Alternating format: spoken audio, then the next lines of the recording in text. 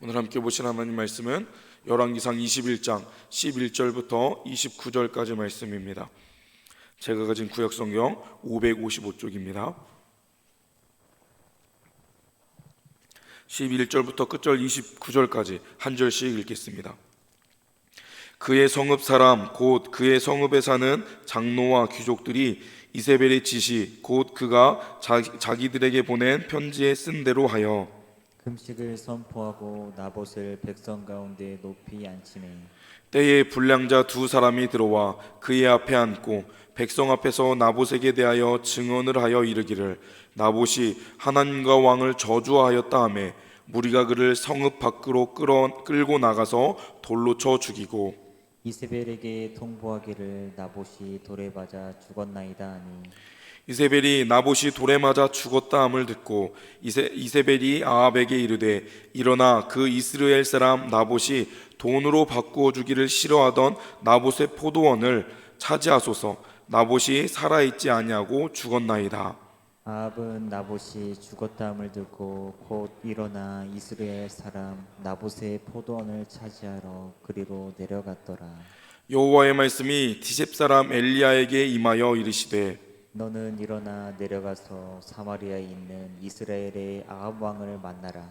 그가 나봇의 포도원을 차지하러 그리로 내려갔나니 너는 그에게 말하여 이르기를 여호와의 말씀이 내가 죽이고 또 빼앗았느냐라고 하셨고 또 그에게 이르기를 여호와의 말씀이 개들이 나봇의 피를 핥은 곳에서 개들이 내 피 곧 내 몸의 피도 핥으리라 하였다 하라.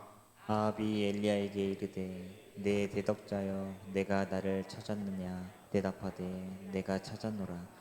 내가 내 자신을 팔아 여호와 보시기에 악을 행하였으므로 여호와의 말씀이 내가 재앙을 내게 내려 너를 쓸어버리되 내게 속한 남자는 이스라엘 가운데의 매인자나 노인자를 다 멸할 것이요 또 내 집이 느바세 아들 여로보암의 집처럼 되게 하고 아이야의 아들 바하사의 집처럼 되게 하리니 이는 내가 나를 노하게 하고 이스라엘이 범죄하게 한 까닭이니라 하셨고 이세벨에게 대하여도 여호와께서 말씀하여 이르시되 개들이 이스라엘 성읍 곁에서 이세벨을 먹을지라. 아합에게 속한 자로서 성읍에서 죽은 자는 개들이 먹고 들에서 죽은 자는 공중의 새가 먹으리라고 하셨느니라 하니 예로부터 아합과 같이 그 자신을 팔아 여호와 앞에서 악을 행하는 자가 없음은 그를 그의 아내 이세벨이 충동하였음이라. 그가 여호와께서 이스라엘 자손 앞에서 쫓아내신 아모리 사람의 모든 행함같이 우상에게 복종하여 심히 가증하게 행하였더라. 아합이 이 모든 말씀을 들을 때 그의 옷을 찢고 굵은 배로 몸을 동이고 금식하고 굵은 배에 누우며 또 풀이 죽어 다니더라. 여호와의 말씀이 디셉 사람 엘리야에게 임하여 이르시되 함께 읽겠습니다. 아합이 내 앞에서 겸비함을 내가 보느냐 그가 내 앞에서 겸비함으로 내가 재앙을 저의 시대에는 내리지 아니하고 그 아들의 시대에야 그의 집에 재앙을 내리리라 하셨더라. 아멘. 귀한 새벽 주님의 전에 나오신 모든 분들을 주님의 이름으로 환영하고 축복합니다. 어떻게 잠은 잘 주무셨나요? 환절기여서 몸 건강관리 유의하셔서 감기에 걸리지 않으시기를 바랍니다. 어제 말씀에 이어서 이세벨의 악행이 이어집니다. 나봇의 포도원을 빼앗기 위한 원하였던 아합을 위해서 그의 아내 이세벨이 불의하고 악한 일을 도모했고 그 결과가 오늘 본문에서 이어집니다. 이세벨이 그의 성읍에 사는 장로와 귀족들에게 편지로 지시를 내립니다. 그리고 그 지시대로 그들은 나봇을 모함하는데요. 그런데 그들의 행위에는 어색한 부분이 있습니다. 함께 읽었던 12절 말씀 같이 읽어볼까요? 12절입니다. 금식을 선포하고 나봇을 백성 가운데 높이 앉히매. 아멘. 이제 나봇에게 누명을 씌우기 위해 그를 높은 곳 재판정에 세우게 됩니다. 그런데 그 앞서 그들은 그들의 악행에 앞서서 금식을 선포했다라는 표현이 등장합니다. 이것은 아무 의미 없는 종교적인 행위를 그들이 행했음을 나타냅니다. 금식은 하나님 앞에 겸손한 마음으로 자신의 목숨을 걸고 하나님께 도움을 간구하는 의식입니다. 나의 생명이 하나님께 있음을 고백하는 의식인 것이죠. 그러한 간절한 의식을 이 악한 자들은 형식만 남겨서 자신의 이익을 위해 특별히 불의를 행하는 데 앞서서 그 의식을 사용한 것입니다. 혹시 우리의 신앙생활 속에서도 그러한 오류에 빠진 것은 아닌지 점검할 필요가 있겠습니다. 지금까지 신앙생활을 하면서 그렇게 해왔기에 기계적으로 반복적으로 하고 있는 행위들을 점검해 봅시다. 내가 정말 하나님이 기뻐하시는 시간을 드리고 예물을 드리고 있는 걸까요? 내가 지금 하고 있는 일이 정말 하나님께서 기뻐하시는 일일까요? 하나님께서 지금 나를 보신다면 어떠한 생각을 하실까요? 우리는 끊임없이 우리의 신앙을 점검하며 개혁해 나가야겠습니다. 우리가 나태해지고 종교적인 행위로 우리의 신앙을 채워간다면 우리도 어느덧 형식적인 종교인이 될 수 있습니다. 우리가 사도신경을 암송하고 주기도문을 암송하는 것도, 찬송을 부르고 성경을 읽는 것도 본질을 잃은 형식만 남지 않도록 우리가 우리의 마음을 새롭게 할 필요가 있겠습니다. 이제 다음 주일은 종교개혁 주일입니다. 많은 신앙의 선배들은 말씀으로 돌아가기 위해 자신의 목숨을 걸었습니다. 형식주의에 빠져 본질을 잃고 하나님을 바르게 예배하기보단 자신의 의로움을 드러내는 종교인들이 되지 않기 위해 그러한 형식적인 예배를 깨트리기 위해 그들은 개혁하였고 말씀으로 돌아갈 것을 선포하였습니다. 그런 귀한 믿음의 유산을 받은 우리가 다성에 젖은 신앙에 빠진다면, 또 자신의 종교 생활에 만족하며 종교인이 되어버린다면, 목숨을 걸고 말씀으로 돌아가려 하였던 그런 선배들의 노력을 무의미한 것으로 만들 수 있음을 우리는 주의해야겠습니다. 우리가 신앙의 본질을 잃지 않도록 주의하며 우리의 예배를 개혁해 나가야겠습니다. 우리의 중심을 보시는 하나님 앞에 영과 진리로 바른 예배를 드려지는 삶의 예배자가 되실 수 있기를 주님의 이름으로 축복합니다. 이어서 13절의 말씀 같이 읽어보겠습니다. 13절입니다. 때에 불량자 두 사람이 들어와 그의 앞에 앉고 나봇이 하나님과 왕을 저주하였다 하매 우리가 그를 성읍 밖으로 끌고 나가서 돌로 쳐 죽이고, 이들의 계획한 악행은 결국 무고한 나봇을 살해하기까지 이릅니다. 그가 하지도 않았던 거짓 증언을 만들어내서 그에게 신성모독의 누명을 씌우고 결국 그를 돌로 쳐 죽입니다. 그 과정을 통해 아합은 영악한 아내인 이세벨을 통해 원했던 땅을 얻게 됩니다. 하지만 그것은 불의한 일이었고 하나님께서 기뻐하시는 일이 아니었습니다. 이어지는 15절에 이세벨은 이스라엘 사람 나봇을 말할 때에 땅을 돈으로 바꾸어 주기를 싫어하던 자라고 나봇을 지칭합니다. 그런데 이제는 자신이 그를 죽였기에 아합에게 그가 가졌던 포도원을 차지하라 라고 말합니다. 그런데 이세벨은 그가 왜 땅을 돈으로 바꾸기 싫어했다라고 말했던 것일까요? 나봇이 땅을 돈으로 바꾸기 싫어했다라는 것은 타당한 일이었습니다. 나봇에게 그 땅은 개인의 소유가 아니라 조상의 유업이었기 때문입니다. 하나님께서 여호수아서에 그 조상 이스라엘에게 땅을 분배할 때 조상들이 살아갈 수 있도록 주신 유업이 땅이었습니다. 그래서 율법에서는 토지 매매를 금하고 있었기에 나봇은 그렇게 율법을 준수하는 바른 타당한 반응을 보였던 것이죠. 이세벨과 아합도 그러한 율법 하나님의 말씀을 모르지는 않았을 것입니다. 그리고 그들은 왕이었기에 오히려 앞장서서 그러한 하나님의 말씀을 공부해야 했고 순종해야 했습니다. 하지만 하나님의 말씀의 권위보다 자신의 이익과 자신의 욕심을 더 큰 가치 있는 것으로 여겼기에 아무런 거리낌 없이 의로운 사람을 죽게 만들었습니다. 이세벨은 오히려 하나님의 뜻을 비웃듯이 의를 행하는 자의 행위를 빈정대고 있는 것으로 보이기까지 합니다. 여러분, 죄라는 것은 하나님의 뜻에 반하는 모든 일입니다. 죄악된 본성은 하나님 아닌 인간이 주인으로 자신의 욕심에 충실하도록 우리를 유혹합니다. 하지만 그리스도인이라면 하나님의 뜻을 알고 그 뜻에 순종하는 것이 최고의 가치 있는 것임을 아는 자라면 우리는 죄악을 거스르는 자들이 되어야 합니다. 우리의 욕심에 속삭이는 그 유혹을 반하는 그런 거스리는 자들이 되어야 하는 것이죠. 때로 나의 욕심과 하나님의 말씀이 충돌하게 된다면 우리는 어떠한 선택을 해야겠습니까? 당연히 하나님의 말씀을 선택해야 합니다 라고 우리는 고백할 수 있습니다. 하지만 고백하는 것과 실제로 그러한 말씀을 살아가는 것에는 차이가 어려움이 있을 것입니다. 우리가 고백하는 것보다 그것을 실천하는 데는 더 많은 노력과 우리의 결단이 필요한 것이죠. 하지만 기억하십시오. 그 욕심은 결국 나를 무너뜨릴 것이고 나의 욕심이 그 욕심 때문에 우리는 하나님과 멀어지는 영적으로 병든 상태로 나아가게 될 것입니다. 나의 욕심이 하나님의 뜻보다 우위에 있지 않기를 우리가 노력합시다.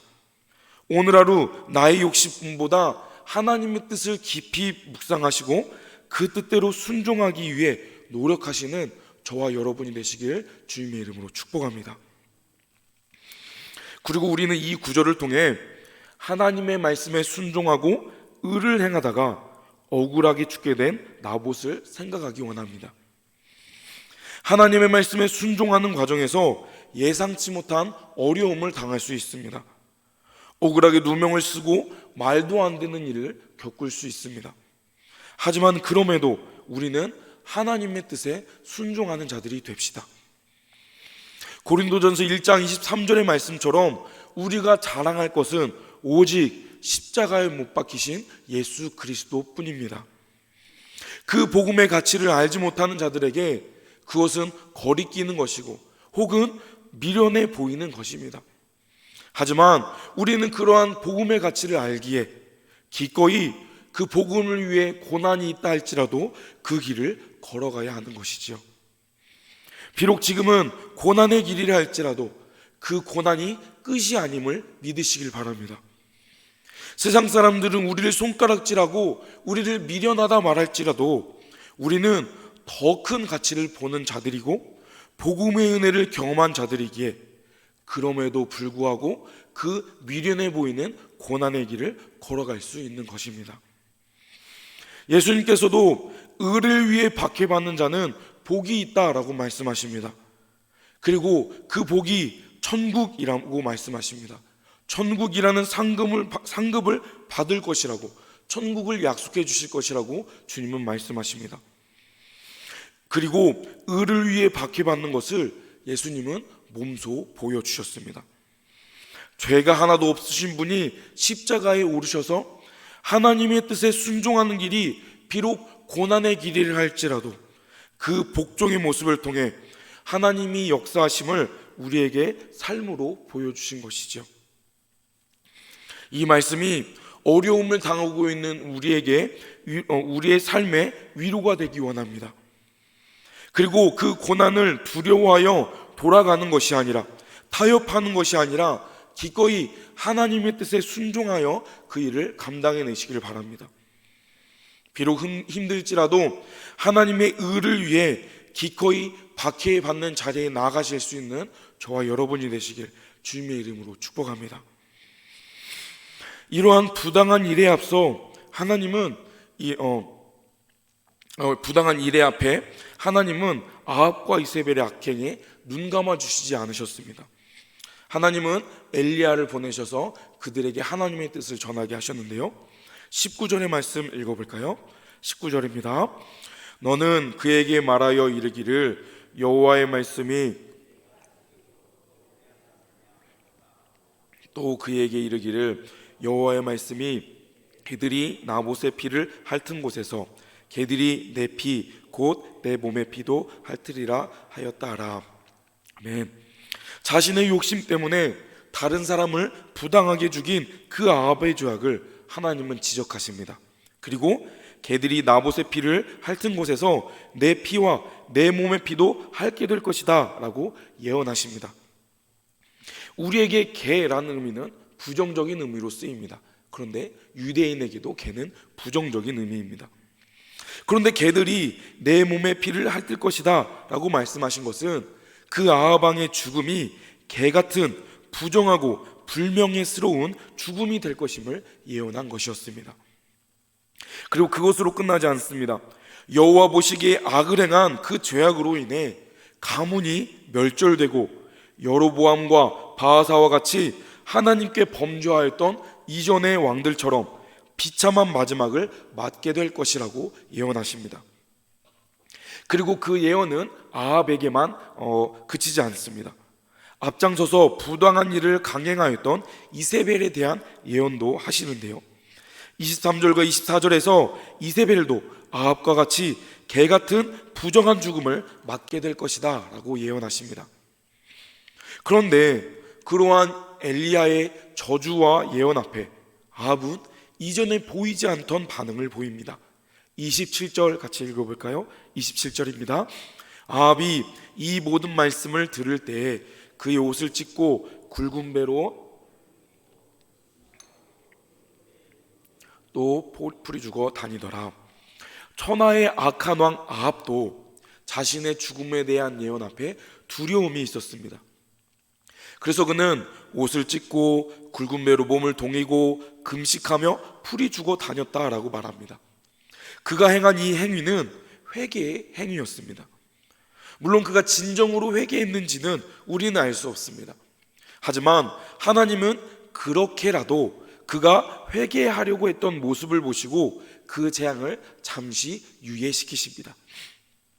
그래서 그가 하나님 앞에 겸비하였기에 그 재앙을 아합의 시대가 아닌 아들의 시대에 내릴 것이다 라고 말씀하시는데요. 오늘의 사건은 이렇게 끝납니다. 하지만 하나님의 예언의 말씀은 그 말씀대로 결국 이루어집니다. 하나님의 때에 성취되는 것이죠. 한 장 넘겨서 22장 38절 말씀도 한번 읽어볼까요? 22장 38절입니다. 함께 읽겠습니다. 그 병거를 사마리아 못에서 씻음에 개들이 그의 피를 핥았으니 여호와께서 하신 말씀과 같이 되었더라. 거기는 창기들이 목욕하는 곳이었더라. 아멘. 엘리야가 전한 하나님의 말씀대로 아합과 이세벨은 말 그대로 개 같은 죽음을 맞게 됩니다. 아합 왕은 이제 이후의 말씀을 우리가 묵상하면서 읽게 될 텐데요, 어떻게든 자신의 목숨을 보존하기 위해 다른 사람들을 속이면서까지 발버둥칩니다. 하지만 그는 무심코 당겨진 화살에 맞아 전쟁 중에 피를 많이 흘려 죽게 되는데요. 그런데 그가 흘린 피를 그 병거를 씻을 때 개들이 핥게 되었다라는 표현을 통해 그의 죽음이 얼마나 개 같은 부정하고 불명예스러운 죽음이 되었음을 이 열왕기의 저자는 기록하면서 그것을 강조하고 있습니다. 오늘의 이 말씀을 통해 우리가 생각해 볼 교훈은 무엇이 있을까요? 첫 번째로 우리는 형식주의에 빠진 예배를 경계합시다. 오늘 본문에서 금식하는 장면이 두 번이나 등장합니다. 앞서 나봇을 죽이기 위해 악행을 저지를 장로들과 그런 귀족들이 금식을 선포했고 아합 왕이 그 예언을 듣고 잠시 금식했습니다. 그들은 이 금식의 그런 본질적인 의미를 잃고 하나님 앞에 형식적인 행위를 했던 것이죠. 오히려 악을 행하기 전에 종교적 형식으로 자신들의 그 악함을 치장했던 그런 부정한 모습이었음을 우리는 볼 수 있습니다. 우리의 예배가 형식에 치우치지 말아야 합니다. 우리의 예배에서 본질 없는 것은 아무것도 없습니다. 오랜 교회의 역사 속에 전통이 내려온 모든 예배의 순서들은, 그 순서들의 본질은 하나님께 더 마음을 다하게 나아가기 위한 정성이 담겨 있었습니다. 더 하나님께서 기뻐하시는 예배를 드리기 위해 마음과 정성을 드리는 것이 오랜 시간 전통이 되어 내려온 것이죠. 하지만 우리가 그러한 형식에 치우쳐서 본질을 잃어버리게 된다면 그것은 하나님께서 기뻐하시는 예배가 될 수 없습니다. 남에게 보여주기 위해, 자신의 의를 드러내기 위해, 그저 예전부터 해온 것이기에 습관적으로 드려졌던 우리의 모든 종교적 행위를 돌아봅시다. 그리고 우리가 본질에 충실하여 하나님께서 기뻐하시는 예배와 신앙의 태도가 될 수 있도록 다듬어 갑시다. 우리가 그 방향성과 본질을 놓치지 않을 때 우리의 신앙은 더욱 건강해지고 하나님께서 기뻐하시는 예배자들이 될 수 있을 것입니다. 두 번째로, 우리는 나의 욕심이 하나님의 뜻보다 우위에 있지 않도록 주의합시다. 이세벨은 하나님의 말씀에 순종하였던 그 나봇을 오히려 빈정대며 아합의 욕심을 위해 불의한 일을 행했습니다. 그녀에게 하나님의 뜻보다 자신의 남편의 욕심을 채워주는 것이 더 우위에 있었기 때문이었죠. 오늘 우리의 삶 속에서도 내 욕심을 추구하기보다 하나님의 뜻대로 순종하는 삶이 됩시다. 내가 하고 싶은 것이 아닌 하나님께서 원하시는 것을 하실 수 있기를 축복합니다. 내 이익을 채우기 위해 하나님을 종교적인 수단으로 삼지 맙시다. 우리가 경건한 마음으로 하나님의 뜻에 귀 기울이고, 비록 그것이 내가 손해보는 일이라 할지라도, 또 돌아가고 미련해 보이는 일이라 할지라도 하나님께서 원하신다면, 하나님께서 기뻐하신다면 기꺼이 그 일을 위해 결단하시고 행동에 옮기시길 바랍니다. 마지막으로, 의를 위해 받게 되는 고난을 기쁨으로 여기며 이겨냅시다. 나봇은 하나님의 율법을 지켜 토지 매매를 하지 않으려 노력하였습니다. 하지만 그 결과 그가 의를 지키려 했던 행위 때문에 결국 그는 죽임을 당하게 되죠. 하나님의 뜻은 항상 우리에게 번영을 가져오지 않습니다.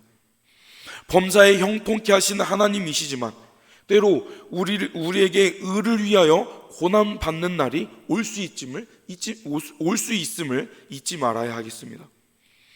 현재의 다송에 젖어 편안함에 익숙해지셨다면 우리의 마음을 새롭게 함으로 우리에게 찾아올지도 모를 그 고난을, 의를 위해 받게 되는 고난을 기쁨으로 이겨낼 힘을 우리가 기릅시다. 그리고 내가 하나님의 뜻에 순종하여 받게 될 어려움을 믿음으로 이겨내시길 바랍니다. 우리의 그러한 헌신과 노력을 하나님은 결코 모른 척하지 않으십니다. 의를 위하여 받게 될 고난을 기쁨으로 여겨 이겨내실 수 있길 바랍니다. 오늘 하루 하나님의 말씀에 순종하여 바른 예배를 드리고 나의 욕심을 내려놓으며 내가 겪게 될 고난을 믿음으로 이겨내실 수 있길 바랍니다. 그리하여 우리의 삶 가운데 하나님의 놀라운 역사가 일어나실 수 있기를 주님의 이름으로 축복합니다. 기도하겠습니다. 사랑의 주님, 오늘 나봇의 포도원의 이 사건을 통하여서 우리가 몇 가지 교훈들을 함께 생각해 보게 하신 감사합니다. 주님, 우리의 예배가 본질을 잃지 않는 예배가 되게 하여 주옵소서. 하나님께 마음을 드리는 영과 진리로 드려지는 귀한 예배가 되게 하여 주옵소서. 혹 우리가 무의미하게 드려졌던 예배의 순서들이 있다면 그것들의 의미들을 곱씹으며 하나님께서 기뻐하시는 올바른 예배를, 풍성한 예배를 드려지는 삶의 예배자들이 되게 하여 주옵소서. 주님, 우리가 우리의 욕심보다 주님의 뜻을 우위에 두기 원합니다. 나의 이문을 쫓아 살아가는 것이 아닌 하나님께서 기뻐하시는 삶으로 우리의 삶을 다듬어가고 결정하게 하여 주옵소서. 그리고 혹 우리가 겪게 될 고난이 있다면, 복음을 위해, 의를 위해 받게 되는 고난이 있다면 기꺼이 그 고난을 감내해낼 수 있는 믿음 또한 허락하여 주옵소서. 그리하여 오늘 하루의 삶이, 또 이후의 우리의 삶이 하나님께서 기뻐하시는 복된 은혜가 흘러 넘치는 삶이 되기 원합니다. 우리 가운데 은혜를 주시고 때마다 말씀을 기억하여 주님께서 원하시는 모습대로 결단할 수 있는 의로운 믿음의 사람들이 될 수 있도록 우리의 삶을 인도하시고 역사하여 주옵소서. 모든 영광 주님께 올려드리며 우리를 사랑하시는 예수님 이름으로 기도드립니다. 아멘. 들었던 말씀 생각하며 기도합시다. 본질을 잃지 않는 예배자가 됩시다. 내 욕심보다 하나님의 뜻에 순종하는 자들이 되십시다. 그리고 의를 위해 기꺼이 고난받는 자들이 되게 해달라고 기도합시다. 내년 계획을 세우시는 목사님께 지혜를 주시라고, 추가로 우리 교회에 꼭 필요한 사역자를 허락해 주시라고 기도합시다. 오늘 금요 기도회 가운데 은혜를 주시고 또 토요일에 있을 어울림 축제를 위해서 복음이 선포되고 또 섬기는 이들이 지치지 않고 성령 충만하여서 기쁨으로 승리하는 행사가 될 수 있도록 기도해 주십시오. 우리 초청교회가 은혜가 넘치는 사랑의 공동체가 되도록 연약한 성도들을 위해 개인적인 기도 제목들 놓고 이 시간 주여 한번 부르시고 합심해서 기도하겠습니다. 주여.